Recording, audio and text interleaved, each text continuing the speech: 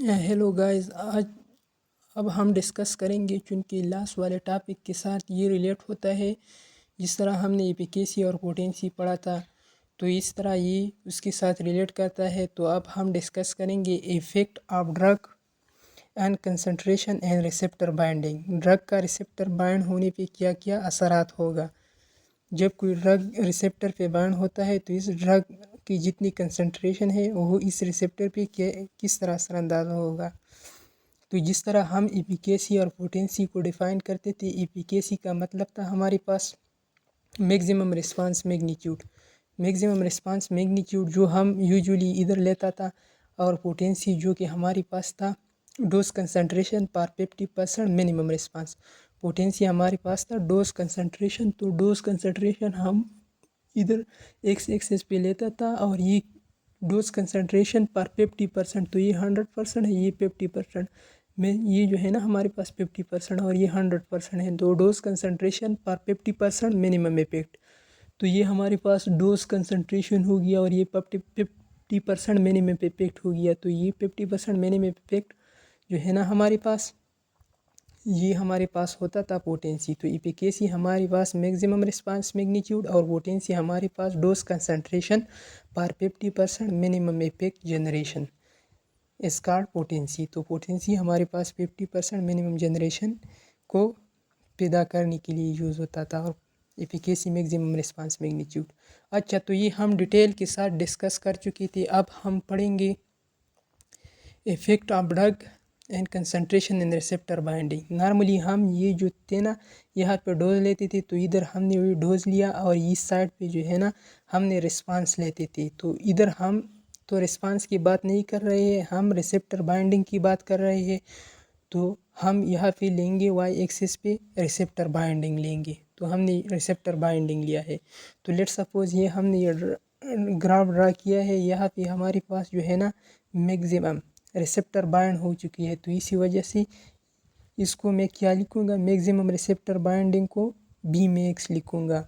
और अगर हमारे पास रिस्पांस की बात होती थी तो पहले जो हम लिखती थी ई मैक्स लिख लिया था हमने पहले, क्योंकि वहाँ पे सिर्फ रिस्पांस की बात हो रही थी। इधर रिसेप्टर बाइंडिंग की बात हो रही है, तो 50% मैक्सिमम 100% मैक्सिमम रिसेप्टर बाइंड हो चुकी है इस साइड पे। तो इसी वजह से हम बी मैक्स लेते हैं। तो मैक्सिमम रिसेप्टर बाइंड मैग्नीट्यूड ये हो गया, मैक्सिमम रिसेप्टर बाइंड ये हो गया। और अगर इसकी हाफ बात करें तो डोज कंसंट्रेशन पर 50% मिनिमम रिसेप्टर जो बाइंड हो चुकी है, वो हमारे पास क्या है, वो हमारे पास है KD50 है, KD50। अच्छा, और वो जो ग्राफ था ना हम पहले डिस्कस कर चुके थे, रिस्पांस की जो बात करते थे हम डोज कंसंट्रेशन पर 50% मिनिमम इफेक्ट। तो यहाँ पे हम EC या ED50 लेते थे, लेकिन यहाँ पे रिसेप्टर बाइंडिंग की बात हो रही है, तो हमने KD50 लिया और यहाँ पे लिख लिया। अच्छा, तो ये बीमेक्स हो गया मैक्सिमम रिसेप्टर बाइंडिंग, और ये KD50 हो गया। ये जो है ना वो ड्रग कंसंट्रेशन जहाँ पे 50% रिसेप्टर जो है ना बाइंड हो चुकी है, और ये वो ड्रग कंसंट्रेशन है जहाँ पे मैक्सिमम रिसेप्टर 100% रिसेप्टर बाइंड हो चुकी है, या मैक्सिमम रिसेप्टर। तो ये हो गया हमारे पास ग्राफ इसकी। अच्छा, तो ये ED50 और KD50 जो है ना, ED50 और KD50 हमारे पास किस लिए यूज़ होते हैं।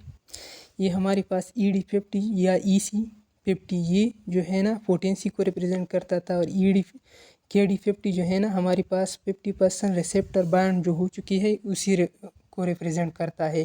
तो ये किसके लिए यूज़ होता है, तो ये यूज़ होता है हमारे पास ED50 और KD50 का कंपैरिजन जो है ना हमारे पास यूज़ होता है स्पीयर रिसेप्टर फाउंड करने के लिए यूज़ होता है। तो किसके लिए ये यूज़ होता है, स्पीयर रिसेप्टर फाउंड करने के लिए यूज़ होता है। ये हमारे पास compare is use to find out the spare receptor, इसका कंपेयर यूज़ होता है स्पीयर रिसेप्टर फाइंड करने के लिए।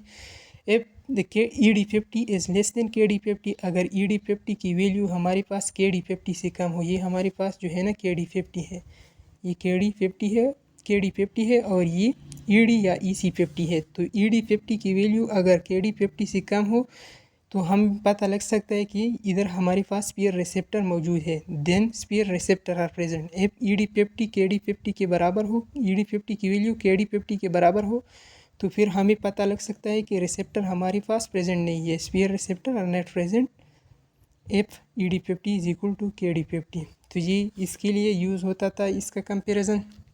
अच्छा, तो ये हमने पढ़ लिया effect of drug concentration and receptor binding. अगर आप लोगों को वीडियो हेल्पफुल लगी हो तो आप लोग वीडियो को लाइक करें, और अगर मैं कोई पॉइंट भूल चुका हो तो आप लोग कमेंट सेक्शन में मुझको याद दिलाएं। Thank you.